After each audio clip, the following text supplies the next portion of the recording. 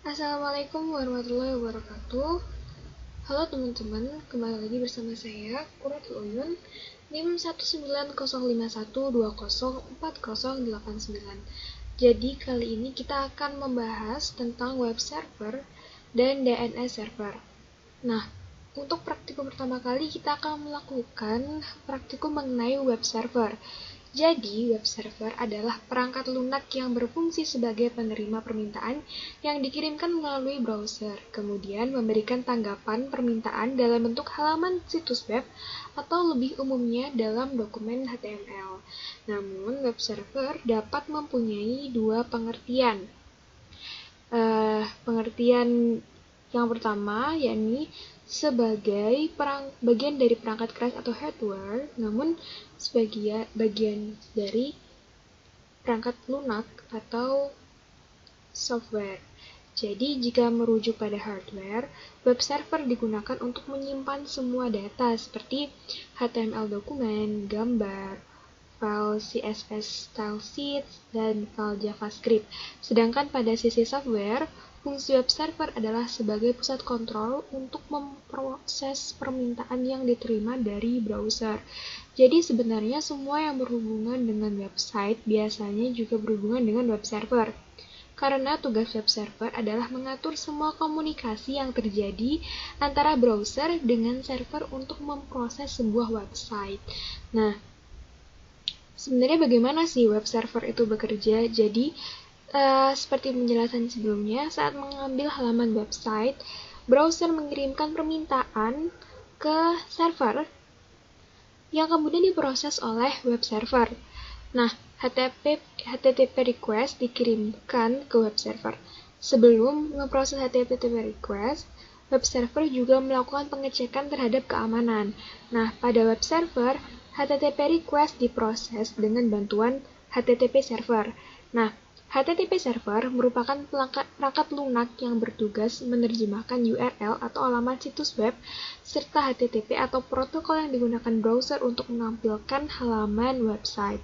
Kemudian, web server mengirimkan HTTP response ke browser dan memprosesnya menjadi halaman situs web. Oke, selanjutnya kita melangkah ke bagian ini ya.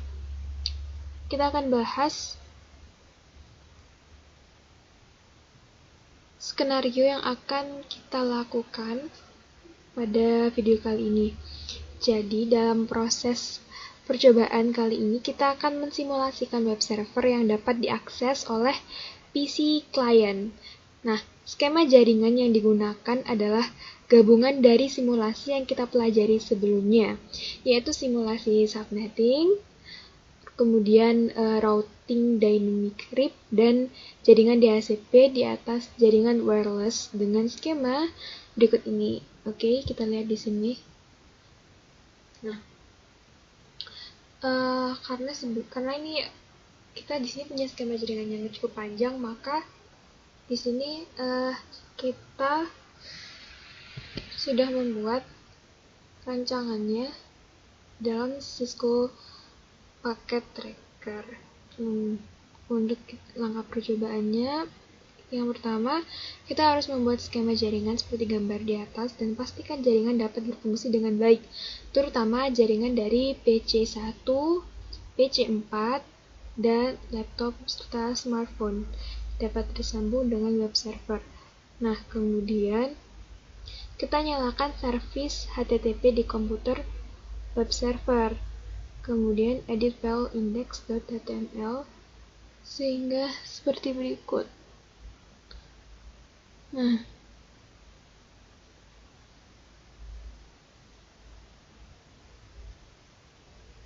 oke, kita lihat dulu.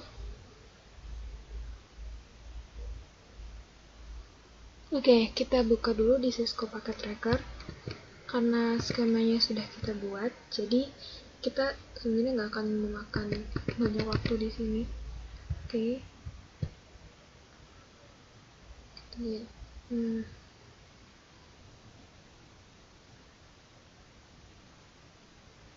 Di sini kita lihat service. Lihat index.html-nya kita edit. Nah, kita edit sesuai dengan perintah. Jadi di sini kita udah dapat perintah untuk editnya. Kita ganti isi teksnya sesuai dengan yang tertulis di sini ya.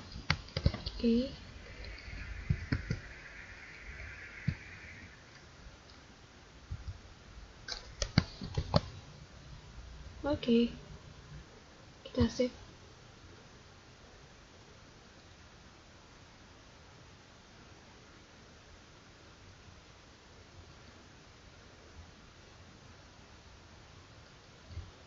Oke, lalu pada PC 1 dan laptop, kita buka aplikasi web browser dari tab desktop, lalu jalankan URL. Jika berhasil, maka akan tampil seperti berikut. Oke, ini untuk web servernya ya. Oke, sekarang kita akan lihat di sini. Jadi, nah kita akan mencoba melakukan ping dari PC1 ke web server lewat command prompt. Jadi sebelumnya ini saya sudah melakukan percobaan, cuman untuk lebih jelasnya kita lakukan percobaan lagi supaya lebih jelas. Oke, ping. Di sini kita pakai IP tujuannya itu 35.35.35.1. Ini IP dari web servernya. Kita lihat prosesnya berhasil atau tidak.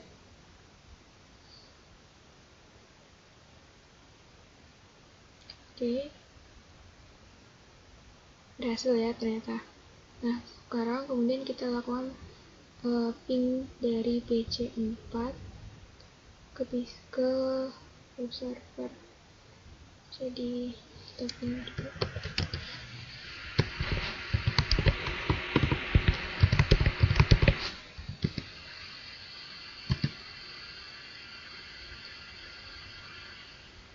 Oke, berhasil. Selanjutnya kita akan melakukan ping dari dari laptop melalui command prompt. Kita lihat di sini. Oke, tapi 35.35.1. Oke, berhasil ya. Nah, selanjutnya dari PC1, PC4 dan laptop kita akan buka web browser dan kita lihat di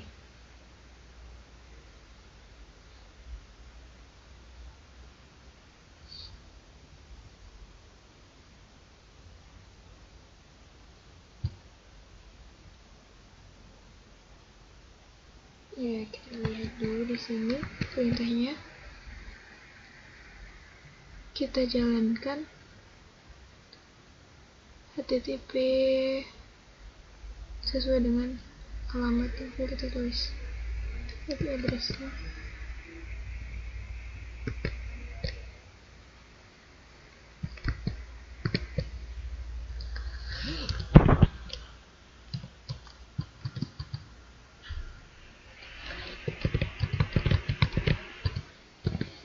Go.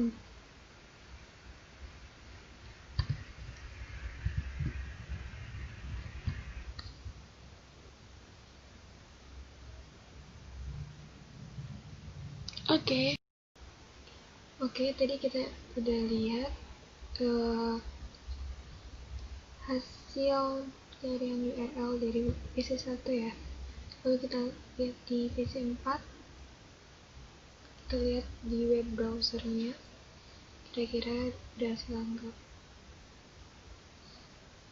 Oke, PC4 Kita lihat di sini web browsernya.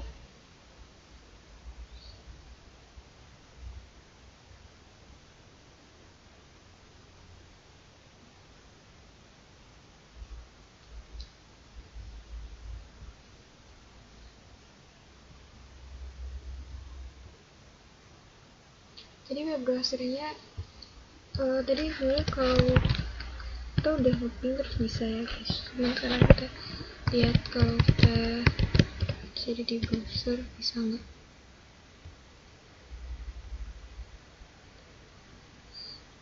Apakah akan ditampilkan tulisan seperti yang kita harapkan? Oke, kita tutup.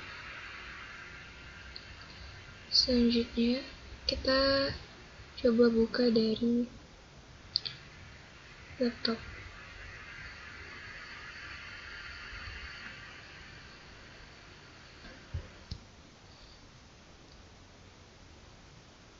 Kita lihat di sini.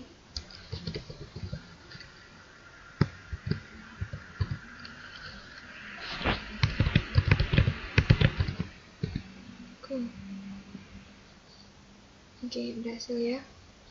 Selanjutnya kita akan melakukan simulasi DNS server. Oke, kita lihat di panel simulasinya. Jadi sebenarnya untuk DNS server sendiri, kita akan memulai simulasi. Sebelum masuk ke tahap simulasi, kita harus tahu dulu dasar teori tentang domain name server atau DNS. Jadi, DNS ini adalah sebuah sistem yang menghubungkan Uniform Resource Locator atau URL dengan IP address atau Internet Protocol Address. Nah, normalnya untuk mengakses internet, Anda perlu mengetikkan IP address sebuah website. Nah, karena cara ini dianggap cukup merepotkan, maka kita menggunakan domain name server untuk mempermudah kita, sehingga kita nggak perlu memiliki daftar lengkap IP address website yang ingin dikunjungi dan memasukkannya secara manual gitu. Jadi kalau misalkan kita ingin mengakses Google, kita nggak perlu menulis daftar lengkap IP address dari website yang kita tahu dan kita hafalkan, lalu kita tulis begitu. Kita cukup memasukkan alamat google.com misalkan. Nah, jadi DNS itu sebetulnya berfungsi untuk meminta informasi IP address sebuah website berdasarkan nama domain, kemudian meminta informasi URL sebuah website berdasarkan IP address yang dimaksudkan. Jadi langsung aja ya. Di sini kita akan membahas tentang macam-macam DNS atau informasi yang diminta user dalam sistem DNS yang disebut dengan DNS record.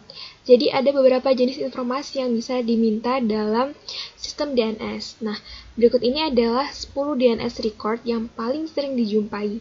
Jadi yang pertama ada record atau address record. Dia berfungsi untuk menyimpan informasi soal host name, time to live, dan IP versi 4 address. Jadi kemudian ada AAA.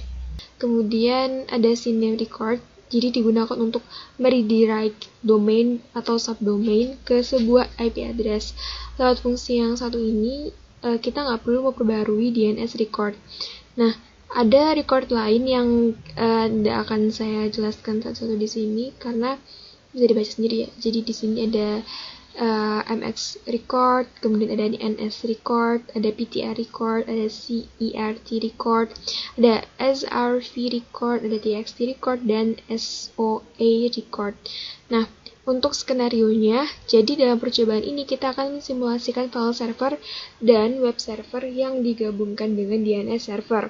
Nah, DNS server di sini berfungsi untuk mentranslasikan IP address menjadi alamat domain yang lebih manusiawi. Maksudnya lebih dipahami ya oleh manusia.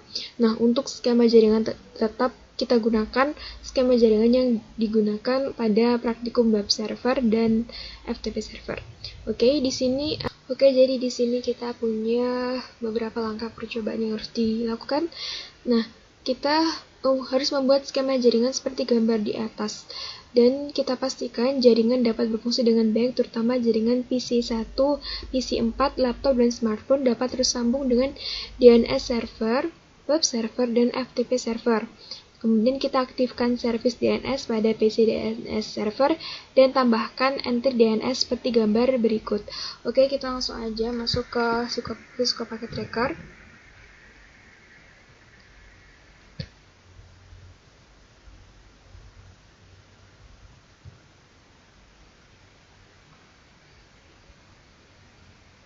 Jadi kita ingat sebelumnya kita telah melakukan ping ya dari PC1, kemudian PC4 dan laptop menuju ke web server. Nah, sekarang kita akan melakukan ping dari semua PC tadi ke DNS server, yakni ini ya, dia punya domain, dia punya alamat 34.1 kayaknya. Ya, ini terlalu kecil ya. Oke, coba bisa dilihat dari sini .1/27. Oke, kita zoom out lagi. So kita pin lagi dari PC1.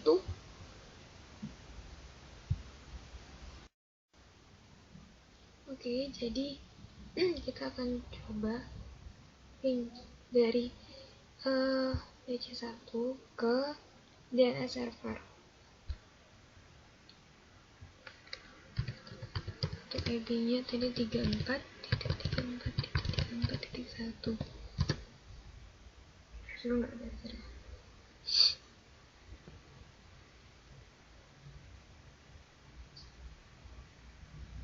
Oke, berhasil. Selanjutnya kita cek dari PC4.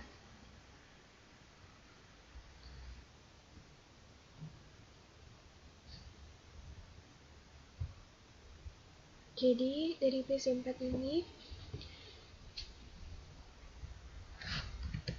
kita pilih command prompt 1, enter. Kita lihat di sini apakah kami mendapatkan respon.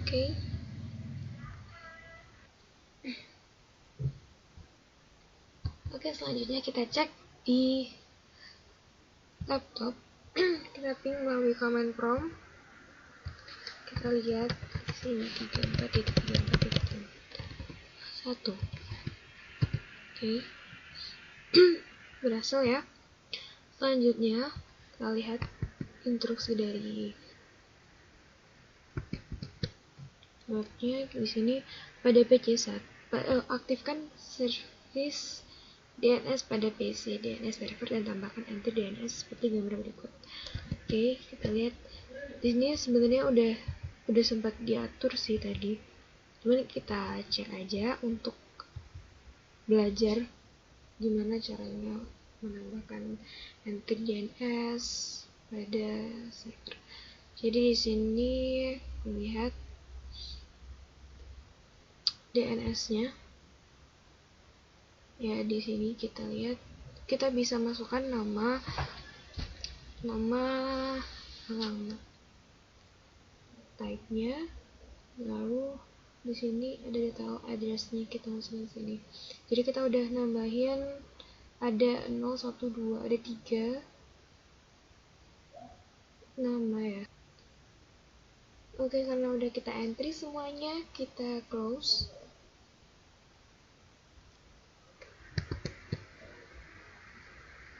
Nah, pada PC1 dan laptop, jalankan perintah nslookup seperti berikut. Nah, kemudian pada PC1 dan laptop, kita buka aplikasi web browser dari tab desktop, lalu jalankan URL http://jarcom.com atau http://www.jarcom.com. Jika berhasil, maka akan tampil seperti berikut. Kemudian pada page 1 dalam laptop jalankan perintah nslookup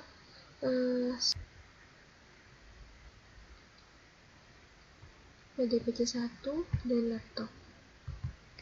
Kita lihat pada page 1 command prompt.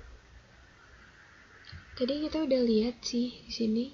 Nah, kita lihat udah berhasil ya. Kita udah coba jalankan dan berhasil guys di sini.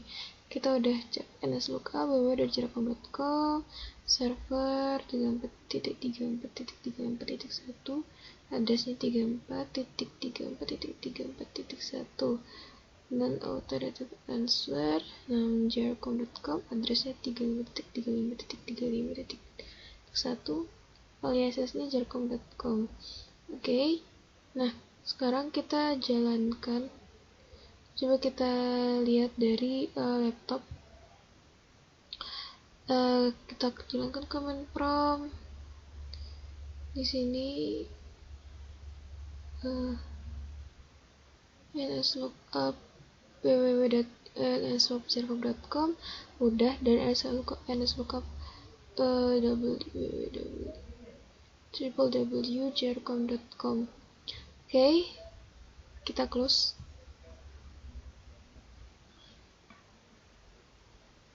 Selanjutnya kita lihat di PC1, kita buka web browsernya dan kita search sesuai dengan permintaannya tadi.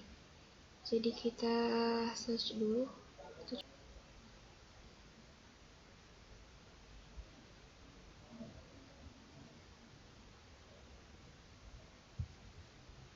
Oke, kita lihat di sini web browsernya.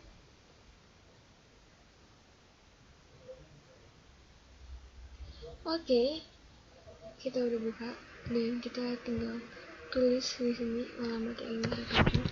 http www.jarkom.com go. Oke, ini hasilnya. Lalu kita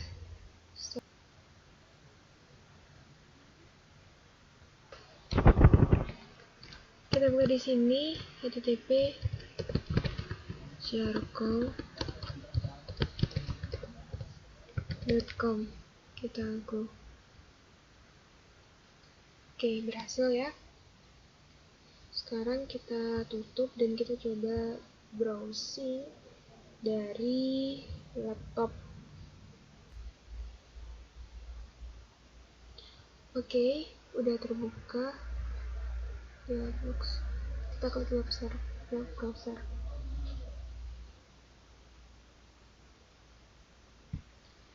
Kita pilih di sini http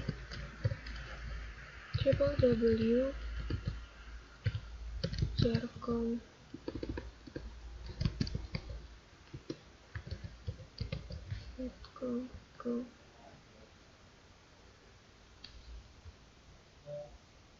Oke, berhasil. Lalu kita tutup. Kita browse lagi http jarkom.com. Oke, berhasil. Kita tutup ya. Selanjutnya kita lihat di instruksi. Ada perintah untuk menjalankan perintah nslookup untuk mengetahui resolve domain ftp.jarkom.com. Oke, kita coba balik lagi Cisco.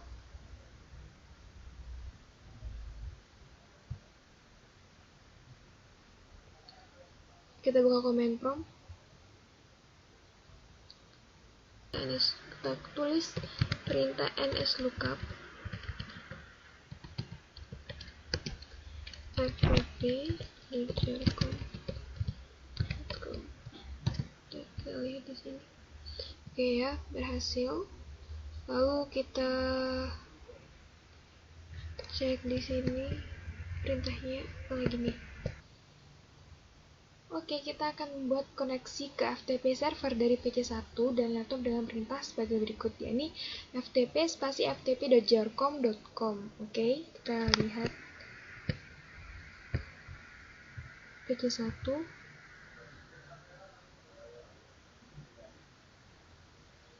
Oke, kita buka PC1 dialog box desktop command prompt. Kita lihat di sini ftp spasi ftp.jarcom.com.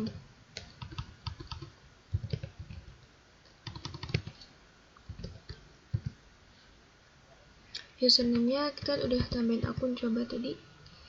Kita masukkan password.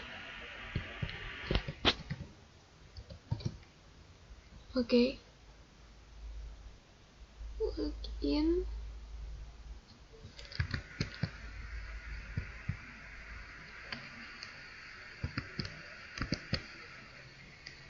Nah, oke, selesai. Nah, selanjutnya kita akan lihat dari dari laptop. Jadi kita keluar, tutup dialog box-nya, kita cek dari laptop satu. Kita buka command prompt. Kita lihat di sini nslookup ftp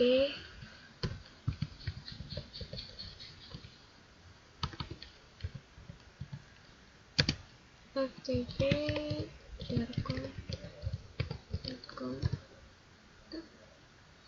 Oke, berhasil ya. Kemudian kita sambungkan ftp.ftp.jarcom.com. Oke, kita masukkan di sini, coba